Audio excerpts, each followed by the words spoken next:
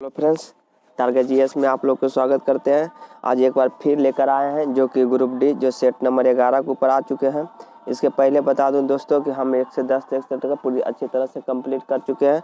अगर जो लोग नहीं देखे हैं तो हमारे चैनल के नीचे जाइए और डिस्क्रिप्शन में उसका लिंक दिया हुआ है, वहाँ से जाकर आप आसानी से सभी वीडियो को बारी बारी से देख सकते हैं। दोस्तों ये बात कहना चाहता हूँ कि इसमें जो ग्रुप डी का जो सेट दिया हुआ वॉल्यूम 3 में, जिसमें से साइंस का क्वेश्चन इतना ही बेहतरीन क्वेश्चन दिया हुआ जीके जीएस का क्वेश्चन के कह नहीं सकते। उसका जो है एनटीपीसी CB2 का हो या तो ग्रुप डी के लिए बहुत ही महत्वपूर्ण साबित होगा। यहाँ से क्वेश्चन अगर इसका साइंस कर लिया तो समझ आए कि आपका साइंस कंप्लीट हो चुका है। एक बार आप करना चाहिए दोस्तों, अगर जो इसका PDF अगर लेना चाहते हैं, अगर PDF अगर डेली बेसिस पर सेट मारना चाहते हैं घर बैठे हैं, तो हमारे टेलीग्राम का लिंक भी इस डिस्क्रिप्शन में दिया हुआ, वहाँ से आप टेलीग्राम भी ज्वाइन हो सकते हैं। तो चलते हैं दोस्तों, अगर जो लोग वीडियो को पहली बार देख रहे हैं तो चैनल को सब्सक्राइब करके बेल आइकन प्रेस कर लीजिए, ताकि आने वाला हर वीडियो आपके लिए बहुत महत्वपूर्ण साबित हो और आपके ग्रुप डी की बेहतरीन तैयारी कर सकें। चलते हैं, देरी नहीं करते। अगर अच्छा लगे तो एक बार लाइक कीजिए और शेयर जरूर कीजिए। चलते हैं क्वेश्चन के ऊपर, देरी न करते हुए वीडियो में बने रहे।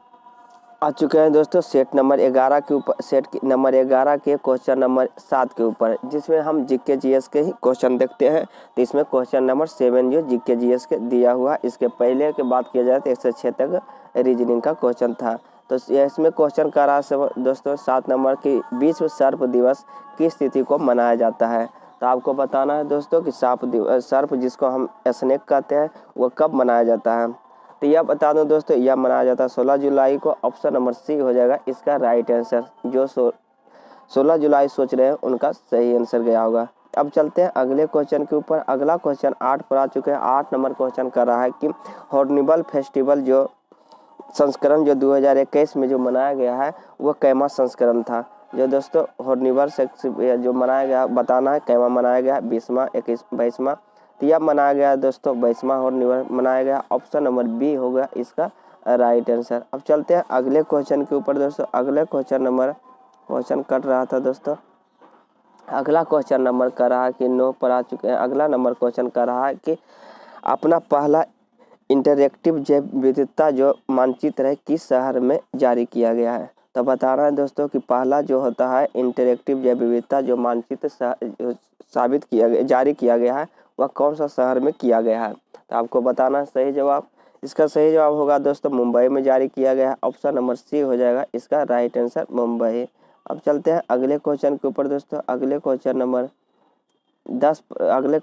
कर रहा है कि 10 नंबर कि जो फास्टैग भारत में पहली जो फास्टैग जो आधारित पार्किंग सुविधा की शुरुआत किस मेट्रो के कॉरपोरेशन ने की है। बताना है दोस्तों कि भारत में पहली बार जो फास्टैग जो आधारित है जो दोस्तों जो कि ऑटोमेटिक जो होता है दोस्तों, इसका पार्किंग सुविधा कट जाता है। तो यह बताना कि यह कौन सा मेट्रो कॉरपोरेशन ने चालू किया है। तो यह चालू किया है दोस्तों DMRC, Delhi metro railway corporation ने चालू किया है। ऑप्शन नंबर ए हो जाएगा इसका राइट आंसर। अब चलते हैं अगले क्वेश्चन के ऊपर दोस्तों। अगला क्वेश्चन पर आ चुका है दोस्तों। अगला क्वेश्चन कर रहा है कि 17 नंबर की सूचना प्रौद्योगिकी की परिभाषित कर सकते हैं।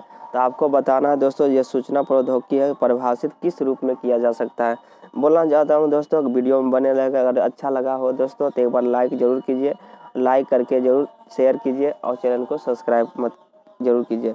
चलते हैं अगले क्वेश्चन की। यह 17 नंबर क्वेश्चन कर रहा है कि दोस्तों सूचना प्रौद्योगिकी जो परिभाषित किया गया किसके द्वारा किया गया। तो यह किया गया दोस्तों कम्युनिटी और कंप्यूटराइज के। ऑप्शन नंबर 1 हो जाएगा इसका राइट आंसर, ऑप्शन 1। चलते हैं अगले क्वेश्चन के ऊपर दोस्तों। अगला क्वेश्चन नंबर कर रहा है कि 18 नंबर की 2 समान व्यास की केशव नली ऊर्ध्वाधर जो दो द्रव्यों में रखी जाती है, प्रत्येक एक केशव नली है और जिनके अपेक्षिक घनत्व दोस्तों 0.8 और 0.6 है। तो पृष्ठ तनाव जो होता है 60 और 50 डायन सेंटीमीटर। तो इसका द्रव्यों का ऊंचाई जो होता है H1 H2 है। तो बताना है दोस्तों कि इसका अनुपात बताना है H1 H2 में। तो इसका क्या होगा दोस्तों आप बताइए। इसका न्यूमेरिकल है दोस्तों, यह दिया हुआ। तो इसका दोस्तों एक फार्मूला होता है दोस्तों H1 R1 बराबर H2 R2, H1 HR2 H2 R2। तो इसमें दिया हुआ दोस्तों H1 इसको मारते हैं, H2 इसको, R1 इसको मारते हैं। तो यहाँ पे हो जाएगा दोस्तों 0.8 × 6 बराबर 0.6 गुने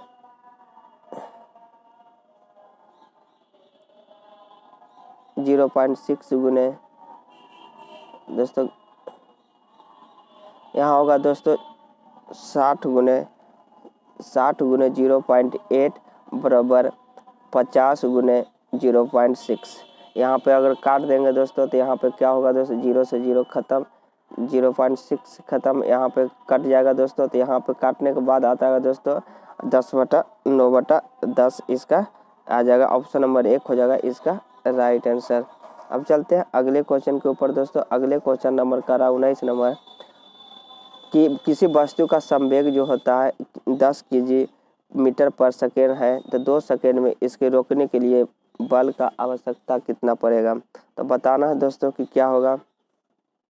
तो यह 2 सेकेंड में दोस्तों संवेग, इसका जो दिया हुआ संवेग जो दोस्तों 0 हो जाएगा। तो आप जानते होंगे दोस्तों कि बल बराबर होता है दोस्तों संवेग में परिवर्तन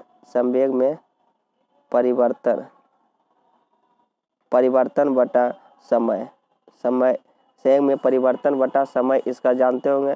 तो संवेग जो परिवर्तन कितना हो रहा है दोस्तों, mv माइनस, कलर नहीं दिखता है दोस्तों, mv माइनस mu बटे t। mv जो दोस्तों mv इक्वल टू जहाँ यहाँ पे वैल्यू इसका दिया हुआ 0, कहाँ होगा 10/mv का वैल्यू दिया हुआ 10, यहाँ पे देखते हैं संवेग दिया हुआ 10, तो यहाँ पर t दिया हुआ 2, काट देंगे दोस्तों तो 5 न्यूटन इसका राइट आंसर हो जाएगा, यानी 5 न्यूटन इसका राइट आंसर। ऑप्शन बी हो जाएगा इसका राइट आंसर। एक ही जान दीजिए दोस्तों संवेग में परिवर्तन बटा समय इसका होता है संवेग बराबर। अब चलते हैं अगले क्वेश्चन के ऊपर दोस्तों। 20 नंबर का रहा है कि एक विद्युत बल्ब का जो प्रतिरोध है 4000 ओम है, यदि 250 वोल्टेज के मेन में से जुड़ा हो, यदि प्रतिदिन 4 घंटे जलाता तो 40 दिन का इसका विद्युत व्यय क्या होगा। तो विद्युत खपत बराबर जानते होंगे दोस्तों, विद्युत खपत बराबर हम कल ही बताए, विद्युत खपत बराबर होता है कितना, वोल्ट गुने समय घंटा गुने दिन बटा 1000 इसका खपत होता है।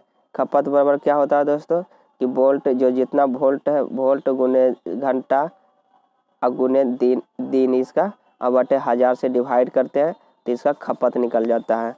तो खपत अगर जान गए होंगे दोस्तों, तो यहाँ पे दिया हुआ कितना वोल्ट 250 गुने 4 दिन और गुने 40 दिन दिया हुआ, वहाँ से खपत बटे खपत अगर निकालेंगे तो 1000 से यहाँ विद्युत खपत निकल जाएगा। यहाँ पे दिया हुआ दोस्तों 40,000 ओम, ये 40,000 ओम दिया हुआ दोस्तों, कितना ओम, 250 वोल्टेज जान भी बराबर आयर जानते हो दोस्तों 250 बटा 4000 हो जाएगा। अब यहाँ से अगर जो हम काट देते हैं तो यहाँ पे काटने के बाद आ जाएगा दोस्तों 25 किलोवाट प्रति घंटा, जो कि ऑप्शन नंबर 4 हो जाएगा इसका राइट आंसर। 25 किलोवाट घंटा इसका राइट आंसर हो जाएगा। अब चलते हैं अगले क्वेश्चन के ऊपर दोस्तों, समझ में आ गया होगा। अब चलते हैं अगले क्वेश्चन के ऊपर। कर रहा है 21 नंबर की प्रकाश की तरंग की प्रकृति के लिए प्रमाण नहीं प्राप्त किया जा सकता है। तो कौन सा दोस्तों कि जो प्रकाश तरंगे की जो प्रकृति है प्रमाण नहीं प्राप्त किया जाता किससे, तो आपको बताना सही जवाब क्या होगा इसका दोस्तों। तो यह हो जाएगा दोस्तों डॉपलर प्रभाव से प्राप्त नहीं किया जा सकता। ऑप्शन नंबर बी हो जाएगा इसका राइट आंसर, डॉपलर प्रभाव। चलते हैं अगले क्वेश्चन के ऊपर दोस्तों। अगला क्वेश्चन नंबर 22 नंबर का रहा है कि एक भू स्थिर उपग्रह कहाँ स्थापित किया जा सकता है। एक भू स्थिर उपग्रह के बारे में बताना है दोस्तों कि कहाँ स्थापित किया जा सकता है। आप जानते होंगे दोस्तों कि भू स्थित उपग्रह की ऊंचाई जो होता है दोस्तों 36,000 किलोमीटर जो होता है इसकी ऊंचाई होता है। आप लोग तो इतना तो मालूम होगा दोस्तों, जो विषुवत रेखा के किसी भी शहर में स्थित ऊपर रखा जा सकता है। ऑप्शन नंबर 1 हो जाएगा इसका राइट आंसर, ऑप्शन 1। ऑप्शन विषुवत रेखा पर स्थित जो किसी भी शहर के ऊपर रखा जा सकता है दोस्तों, यह भू स्थित उपग्रह स्थापित किया जा सकता है। अब चलते हैं अगले दोस्तों अगले क्वेश्चन पर। अगले क्वेश्चन के ऊपर अगला क्वेश्चन नंबर का रहा है कि 29 नंबर पर कि वर्ल्ड एथलेटिक्स ने किसे वुमेन ऑफ द ईयर 2021 के अवार्ड दिया है। बताना है दोस्तों 2021 के women of the year award 2021 किसे सम्मानित किया गया एथलेटिक्स के क्षेत्र में बताना है। तो यह दिया गया दोस्तों अंजू बेबी जॉर्ज को दिया गया। ऑप्शन नंबर 1 हो जाएगा इसका right answer Anju baby George. अब चलते हैं अगले क्वेश्चन के ऊपर दोस्तों। अगला क्वेश्चन नंबर 30 नंबर का रहा है कि इंटरपोल ने फैमिली जो डीएनए के माध्यम से लापता व्यक्तियों को पहचान करने के लिए किस नाम से एक नया वैश्विक डेटाबेस लॉन्च किया है। बताना है दोस्तों कि इंटरपोल ने एक डीएनए जो के माध्यम से जो जितने भी व्यक्ति लापता हो जाते हैं उसको पहचान करने के लिए एक डेटाबेस लॉन्च किया। तो आपको बताना कि बताना है आपको दोस्तों कि यह किस नाम से लॉन्च किया है। तो यह लॉन्च किया है दोस्तों आई फैमिलिया के नाम से। ऑप्शन नंबर सी हो जाएगा इसका राइट आंसर आई फैमिली। ऑप्शन सी इसका राइट आंसर है। अब चलते हैं अगले क्वेश्चन के ऊपर दोस्तों। अगला क्वेश्चन कर रहा कि 2026 के अंत तक चंद्रमा में पहला परमाणु रिएक्टर ने किस देश के स्थापित करने की घोषणा की है। आपको बताना है दोस्तों 2026 तक चंद्रमा पर एक पहला परमाणु रिएक्टर स्थापित करने की घोषणा किया, वह कौन सा देश किया है। तो इसका सही जवाब होता है दोस्तों अमेरिका ने किया है। ऑप्शन नंबर बी हो जाएगा इसका राइट आंसर अमेरिका इसका स्थापित किया है। चलते हैं अगले क्वेश्चन के ऊपर दोस्तों। अगला क्वेश्चन पर चलते हैं कह रहा है कि डिजिटल ग्रीन सर्टिफिकेट बनाने का प्रस्ताव किस संस्था ने रखा है। तो बताना है दोस्तों डिजिटल जो ग्रीन सर्टिफिकेट है किस प्रस्ताव बनाने का जो प्रस्ताव है आपको संस्था बताना है। तो इसका सही जवाब होगा दोस्तों यूरोपीय आयोग संस्था के द्वारा किया गया है। ऑप्शन नंबर सी हो जाएगा इसका राइट आंसर यूरोपीय आयोग। अब चलते हैं अगले क्वेश्चन के ऊपर दोस्तों। अगले क्वेश्चन मैथ है। अगले आ चुके हैं दोस्तों अगले क्वेश्चन के ऊपर। अगले क्वेश्चन नंबर का रहा है कि ऊष्मा के आंतरिक तुलनांक जिसे हम जे है तो बताना कि जे को निरूपित करते हैं। बताना है दोस्तों आंतरिक ऊर्जा तुलनांक जे है जो निरूपित किसको करता है। तो यह जो दोस्तों जे जो निरूपित करता है एक स्थानांतर गुणांक को निरूपित करता है। ऑप्शन नंबर सी हो जाएगा इसका राइट आंसर। अगला क्वेश्चन के ऊपर देखते हैं दोस्तों। अगला 39 नंबर का रहा कि नीथा थोथा जिसे हम कॉपर सल्फेट के नाम से जानते हैं विद्यमान जल का प्रतिशत आपको निकालना है। तो इसको निकालने के लिए दोस्तों जल का प्रतिशत निकालने के लिए आप जानते होंगे कि सबके वैल्यू दिया हुआ, कॉपर का वैल्यू दिया हुआ है, सल्फर का वैल्यू दिया हुआ, ऑक्सीजन का वैल्यू दिया हुआ और हाइड्रोजन का दिया। इसमें से सबका जोड़ देना है दोस्तों। सबको क्या करना है जोड़ देना है और उसके बाद पानी का जो जितना आएगा उतना से टोटल यानी पानी को जोड़िएगा तो 90 आ जाएगा दोस्तों। अगर सभी को जोड़िएगा तो 249.5 आ जाएगा। अब परसेंटेज निकालना है तो 100 से गुना कर देना है। इतना करने के बाद अगर काट देंगे अगर जीरो आ बैठ जाएगा। काटने के बाद जो दोस्तों यह इसका आंसर जो आ जाएगा दोस्तों 36.6 आ जाएगा। इतना कर लीजिएगा। आप पर छोड़ते कितने लोग इतने करके दिखाते हैं। ये ऑप्शन नंबर बी इसका राइट आंसर हो जाएगा। अगला क्वेश्चन कर रहा है दोस्तों 40 नंबर की HNO3 की नाइट्रोजन का ऑक्सीकरण की संख्या याद करना है। तो नाइट्रोजन का ऑक्सीकरण संख्या निकालना है दोस्तों। तो इसको निकालने के लिए चलते हैं दोस्तों। इसका जो दिया हुआ है हम नाइट्रोजन का वैल्यू निकालना है नाइट्रोजन का। तो नाइट्रोजन का दोस्तों हम x मान लेते हैं, जिसको निकालना उसको हम x मानते हैं। तो हाइड्रोजन का दोस्तों परमाणु संख्या x होता है प्लस x हो गया। ऑक्सीजन को आप जानते होंगे कि -6 होता है निगेटिव होगा बराबर क्या करेंगे दोस्तों 0 निकाल लेंगे। ऑक्सीकरण की संख्या क्या होगा 0 हो जाएगा। तो यहाँ से क्या होगा दोस्तों x यहाँ पे घटा देंगे -5 = 0। तो x = क्या हो जाएगा दोस्तों +5। तो क्या होगा ऑक्सीकरण की संख्या नाइट्रोजन कितना हो जाएगा +5। ऑप्शन नंबर सी हो जाएगा +5 इसका राइट आंसर सी हो जाएगा। और आशा करता हूं दोस्तों समझ में आ गया होगा। अब चलते हैं अगले क्वेश्चन के ऊपर दोस्तों। कर रहा है अगला क्वेश्चन नंबर कि जल में गैस की विलीयता निर्भर करती है। तो जल में जो गैस के जो विलीयता जो निर्भर करती है दोस्तों वह तापमान पर निर्भर करता है कि तापमान अगर जो अधिक देंगे तो गैस जो तापमान अधिक देंगे तो जल के जो विलीयता हो जल्दी हो जाएगा। दाब पर भी निर्भर करती है, गैस के दाब पर भी निर्भर करते हैं। दोस्तों 2 सही हुआ। तीसरा भी करा गैस की प्रकृति पर निर्भर करती है। तो यह गैस की प्रकृति है। तो इस तरह से ऑप्शन जो होगा दोस्तों 4 हो जाएगा। उपयोग सभी पर निर्भर करती है जल में गैस की विलीयता।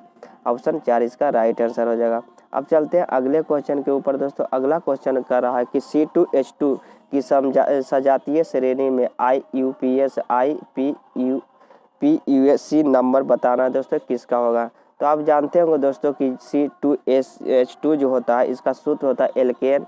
एल्केन के बात किया जाए तो CnH2n+2 होता है जिसे हम एल्केन कहते हैं।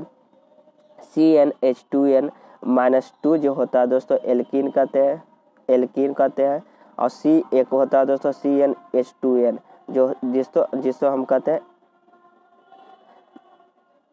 एल्काइन कहते हैं, एल्काइन कहते हैं दोस्तों, एल्काइन। तो यहाँ पे दोस्तों कह रहा है कि CnH2n-2 यानी कि यहाँ पे हम n के वैल्यू 2 रखेंगे तो हम CN एल्काइन का सूत्र क्या जानते हैं दोस्तों, CnH2n-2। तो यहाँ पे होगा n के वैल्यू 2 रखेंगे तो C2H2 2 2 4 में से 2 गया यानी C2H2 हो जाएगा। तो कौन सा ग्रुप होगा दोस्तों, एल्काइन ग्रुप होगा, एल्काइन। तो एल्काइन से होगा दोस्तों, और जो 2 है जो दोस्तों C2 जो सूचित करता है इथेन मिथेन जो होता है तो इथाइन के सूचित करता है। तो ऑप्शन नंबर बी हो जाएगा इसका राइट आंसर, एल्थाइन और एल्काइन का इसका राइट आंसर हो जाएगा। अब चलते हैं अगले क्वेश्चन का दोस्तों, इसका राइट आंसर अगले क्वेश्चन के ऊपर 43 नंबर। चलते हैं अगले क्वेश्चन के ऊपर दोस्तों, कि कह रहा है कि दोस्तों कि समान परमाणु क्रमांक के दो परमाणु हैं ए और बी है, द्रव्यमान संख्या दर्शाता है जो 35 और 37 है। तो आपको बताना है दोस्तों कि ए के नाभिक में न्यूट्रॉन की संख्या 18 है तो बी के नाभिक में प्रोटॉन की संख्या क्या होगा। आप जानते होंगे दोस्तों कि द्रव्यमान संख्या जो होता है, द्रव्यमान संख्या बराबर क्या होता है दोस्तों, P + N होता है। इतना तो पता होगा दोस्तों कि द्रव्यमान संख्या बराबर P + N होता है, जिसमें पहला का अगर बात किया जाए दोस्तों द्रव्यमान संख्या 35 दिया हुआ है और दूसरा का दोस्तों ए का वैल्यू 18 न्यूट्रॉन दिया हुआ, P बराबर 18 न्यूट्रॉन दिया हुआ है। तो यहाँ से प्रोटॉन की जो संख्या जो निकल जाएगा दोस्तों, अगर 35 में से हम 18 घटाएंगे तो 17 जो होता है प्रोटॉन की संख्या जो निकल के आएगा 17 हो जाएगा। जब कह रहा है दोस्तों कि प्रोटॉन की संख्या 17 है और जबकि अब 2 में बात करते हैं तो यह P + N का वैल्यू 37 दिया हुआ, वहाँ से हम 17 घटाएंगे तो न्यूट्रॉन की संख्या दोस्तों 20 आ जाएगा, जो कि ऑप्शन नंबर सी हो जाएगा इसका राइट आंसर बी। फिर इसमें P + N लगाएंगे तो यहाँ से निकल के आएगा 20, इसका राइट आंसर हो जाएगा न्यूट्रॉन की संख्या। अब चलते हैं अगले क्वेश्चन। अगला क्वेश्चन कह रहा है दोस्तों कि देश का पहला सौर ऊर्जा संचालित लघु ट्रेन नवंबर 2020 के किस राज्य में चलाया गया है। तो आपका बताना है दोस्तों कि किस राज्य में चलाएगा देश का पहला सौर ऊर्जा यानी सौर ऊर्जा से संचालित वाला, सौर ऊर्जा से चलने वाला जो नवंबर 2020 में लगाया गया। तो बताना है दोस्तों कौन सा शहर में लगाया गया। यह दोस्तों साउथ के शहर है, ऑप्शन केरल में लगाया गया, ऑप्शन नंबर डी हो जाएगा इसका राइट आंसर केरल।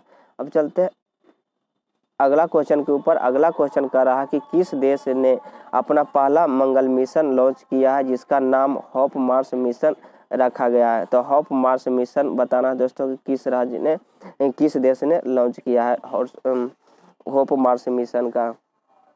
तो दोस्तों इसका आंसर जो हो जाएगा दोस्तों आप कमेंट करके बताइए इसका आंसर क्या होगा। यह आंसर आपको कमेंट के ऊपर छोड़ देते हैं, इसका आंसर क्या होगा आपको आंसर बताना है।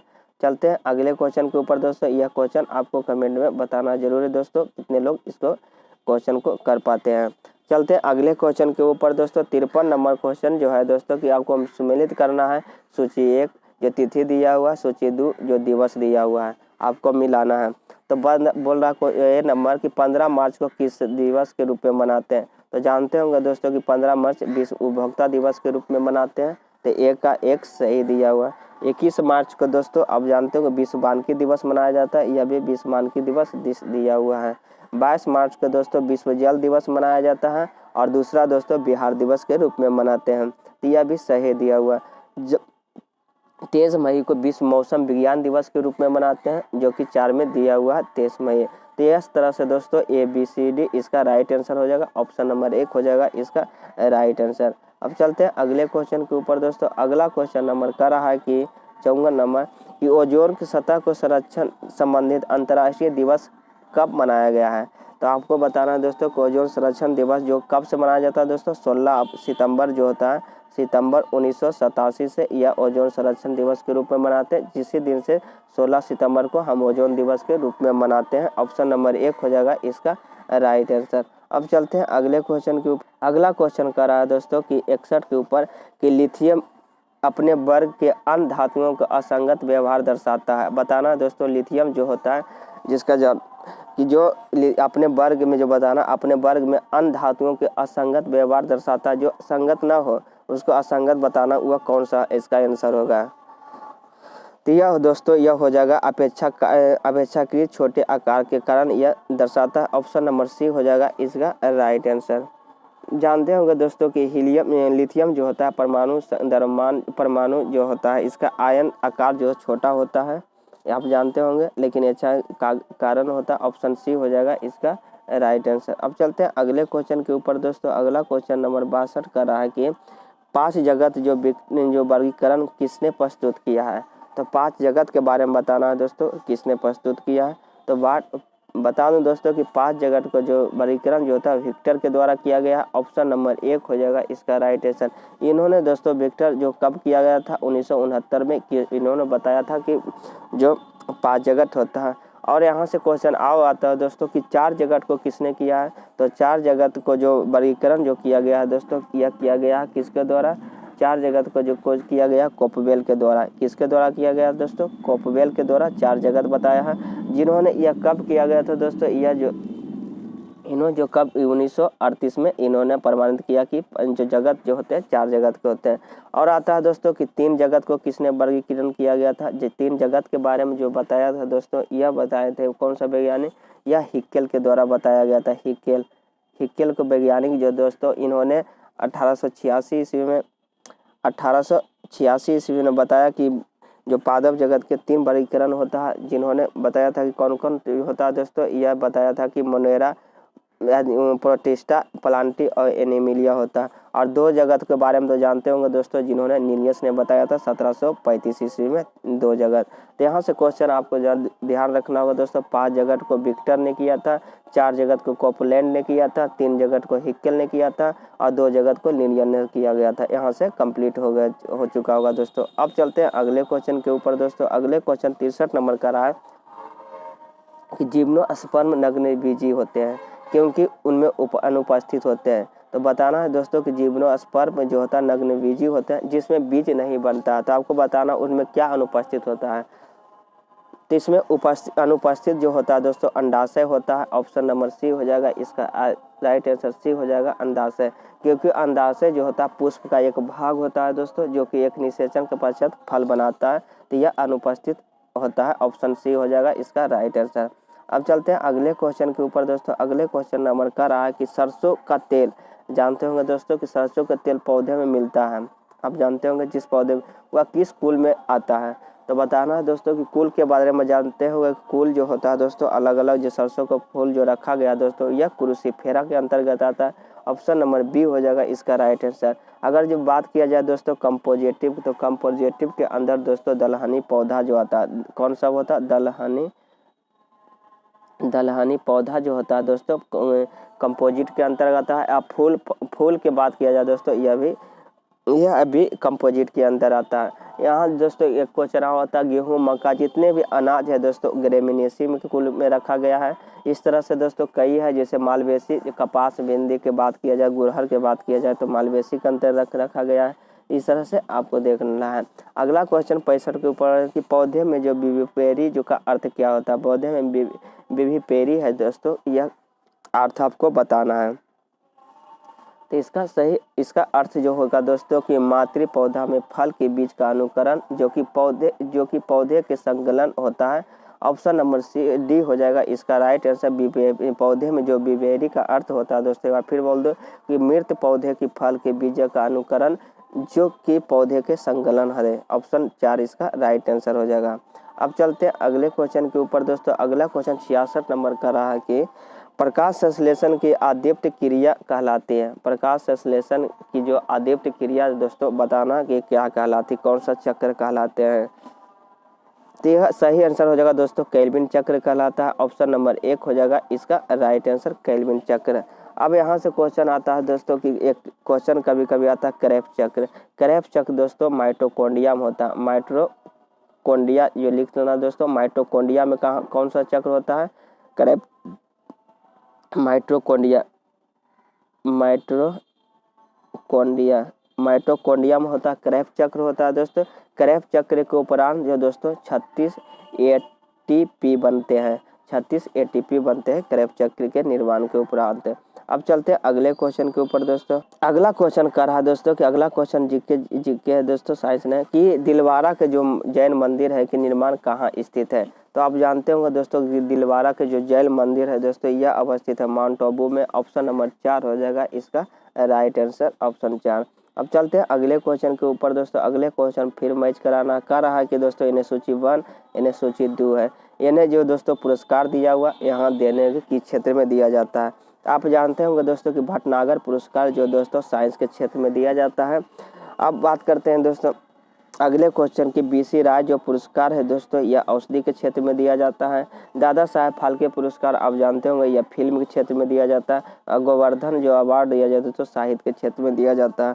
इस तरह से दोस्तों 1 का 3, 1 का 3, 2 का 2, ऑप्शन नंबर 1 हो जाएगा इसका राइट आंसर, ऑप्शन 1। अब चलते हैं अगले क्वेश्चन के ऊपर दोस्तों। अगला क्वेश्चन नंबर का रहा है कि सुअरों के मानव रिहायशी क्षेत्रों के दूर रखने के लिए किसके अनुमूलन सहायक है। तो बताना है दोस्तों कि किसके सहायक है। तो यह दोस्तों यह हो जाएगा आंसर जापानी एन्सेफेलास्टिक के उन्मूलन की सहायक है। ऑप्शन नंबर बी हो जाएगा इसका राइट आंसर। अगला क्वेश्चन नंबर का रहा है दोस्तों कि इधर दिया हुआ है दोस्तों कि यह सुमेलित, बताना कि कौन सा सुमेलित नहीं है। तो पहला ऑप्शन का रहा कि दोस्तों इंदिरा गांधी राष्ट्रीय मानव संग्रहालय भोपाल में अवस्थित है। यह बिल्कुल सही दोस्तों, इंदिरा गांधी भोपाल में अवस्थित है। यह जो अगला का रहा दोस्तों कि राष्ट्रीय रामकृष्ण मिशन संस्कृति केंद्र कोलकाता में अवस्थित है। जिसको बिल्कुल सही दोस्तों, रामकृष्ण मिशन स्वामी विवेकानंद द्वारा 1897 में बनाया गया था। अगला का रहा दोस्तों खुदा बख्श जो प्राचीन जो सार्वजनिक पुस्तकालय लखनऊ में, बिल्कुल गलत है दोस्तों। यह अवस्थित है कहाँ, पटना में अवस्थित है। पटना जो बिहार में पड़ता है पटना में अवस्थित है। भारतीय मानव शास्त्र संग्रहालय कोलकाता में अवस्थित है। इस तरह से ऑप्शन जो होगा दोस्तों सी हो जाएगा इसका राइट आंसर, खुदा बख्श प्राचीन सार्वजनिक पुस्तकालय पटना में अवस्थित है। अगला क्वेश्चन कर रहा है दोस्तों 77 के ऊपर कर रहा कि कबीर पुरस्कार किस क्षेत्र में दिया जाता है। तो आप जानते होंगे दोस्तों कबीर पुरस्कार जो होता है सामाजिक भावना सद्भावना के क्षेत्र में दिया जाता है। ऑप्शन नंबर सी हो जाएगा इसका राइट आंसर, इसका राइट आंसर हो जाएगा सी हो जाएगा इसका राइट आंसर। अब चलते हैं अगले क्वेश्चन के ऊपर दोस्तों। अगले क्वेश्चन पर आ चुके हैं। अगला क्वेश्चन कर रहा है कि एनेलिडा का विशिष्ट लक्षण क्या है। लक्षण बताना है दोस्तों एनेलिडा के बारे में बताना है दोस्तों, ये इसका लक्षण क्या होता है। यह हो जाएगा नेफ्रीडिया के लक्षण, विशिष्ट लक्षण है नेफ्रीडिया। ऑप्शन नंबर बी हो जाएगा इसका राइट आंसर। अगला क्वेश्चन कर रहा है 84 नंबर दोस्तों की कर रहा है कि कौन सा जो कोशिकाएं जो प्रतिरक्षण प्रणाली का से संबंध है। बताना दोस्तों कोशिका प्रतिरक्षण प्रणाली यानी कोशिका को जो रक्षा करता है प्रतिरक्षा के संबंध में बताना दोस्तों कौन सा किसे कहा जाता है। तो यह कहा जाता है दोस्तों लिम्फोसाइट को प्रतिरक्षक कोशिका के प्रतिरक्षक प्रणाली के रूप में जाना जाता है। ऑप्शन बी हो जाएगा इसका राइट आंसर लिम्फोसाइट। अब चलते हैं अगले क्वेश्चन के ऊपर दोस्तों। अगला क्वेश्चन 85 का रहा है कि गोल्जिकाय का मुख्य कार्य क्या है। तो गोल्जिकाय के बारे में बताना है दोस्तों कि मुख्य कार्य क्या है। तो गोल्जिकाय का जो कार्य होता है दोस्तों प्रोटीन और शर्करा को जोड़ने के काम करता है गोल्जिकाय। ऑप्शन नंबर सी हो जाएगा इसका राइट आंसर, जो प्रोटीन तथा शर्करा को जोड़ने में किया जाता है। अगले क्वेश्चन के ऊपर देखते हैं दोस्तों। अगला क्वेश्चन कर रहा है कि 86 नंबर की कर रहा है एक पारिस्थितिकी तंत्र के संबंध में प्रदर्शित किया जा सकता है। आपको बताना है दोस्तों कि एक पारिस्थितिकी जो तंत्र होता है संबंध में बताना कि प्रदर्शित किया जा सकता है किस रूप में।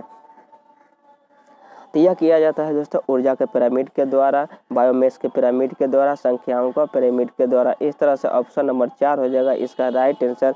एक पारिस्थितिकी तंत्र के संबंधों में प्रदर्शित किया जा सकता है युग में से सभी के द्वारा। तो इसका राइट आंसर 4 हो जाएगा। चलते हैं अगले क्वेश्चन के ऊपर। अगला क्वेश्चन नंबर का रहा है कि दोस्तों को भूख लगने पर व्यक्ति सबसे पहले उपयोग करता है। तो जो भूख लगता है दोस्तों तो सबसे पहले किसका उपयोग करता है आपको बताना है।